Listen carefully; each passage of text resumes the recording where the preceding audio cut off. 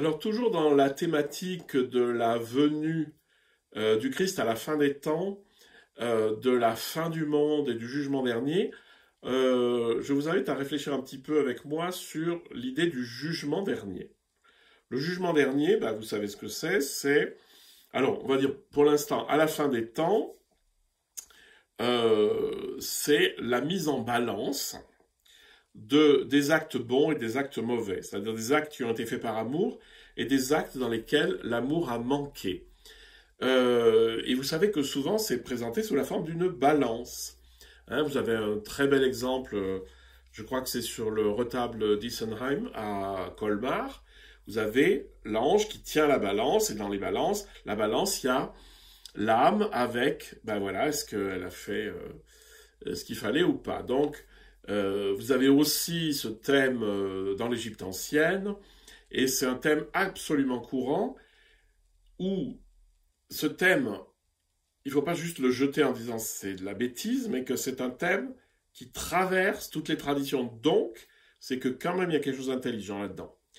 Et c'est quoi? L'idée, c'est qu'il y a, oui, une mise en balance, finalement, de ce qui a animé ma vie. Est-ce que ma vie a été plutôt animée par l'amour et a produit des actes simples, mais des actes aimants, qui veulent le bien, ou est-ce que finalement, j'ai été orienté vers des actes beaucoup plus égoïstes, beaucoup plus enfermants, et finalement, tout le potentiel d'amour, je l'ai gardé pour moi, mais dans un sens égoïste. Hein. Et donc, à un moment donné, il faut bien qu'on en prenne conscience. Et c'est ça la clé.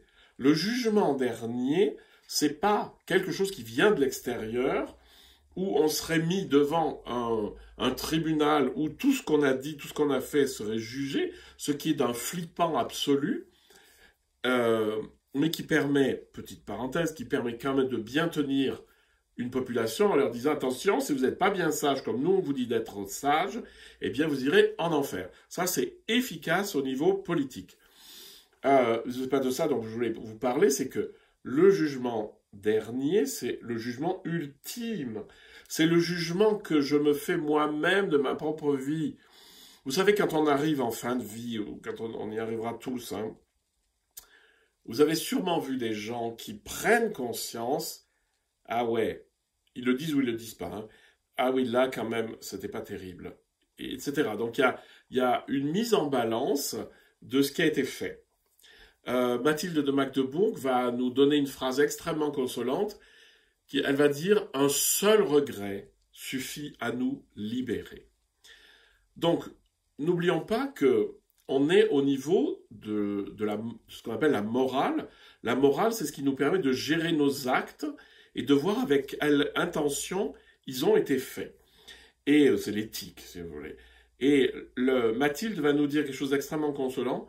Un seul acte bon suffit à nous libérer totalement finalement du poids de toutes les choses qu'on a faites sans amour. Parce que c'est ça la liberté originelle, ce qu'on appelle le péché originel est mal nommé, c'est la liberté originelle de pouvoir faire des choses vers le bien ou pas vers le bien. Alors je dirais pas vers le mal parce qu'après on a tendance à hypostasier le mal, à en faire quelque chose qui existe. Non, c'est l'absence de bien, quoi. C'est-à-dire, soit je fais les choses par amour, soit je les fais sans amour. Ça ne veut pas dire que c'est quelque chose de consistant.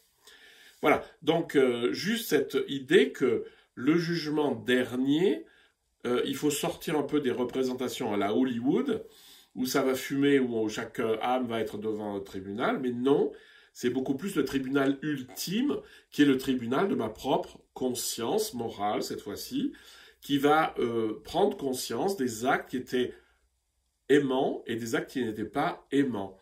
Et le but, c'est d'en prendre vraiment conscience, et une conscience qui prend la mesure de ce qui a été fait et qui aurait pu être mieux fait, suffit à libérer l'âme.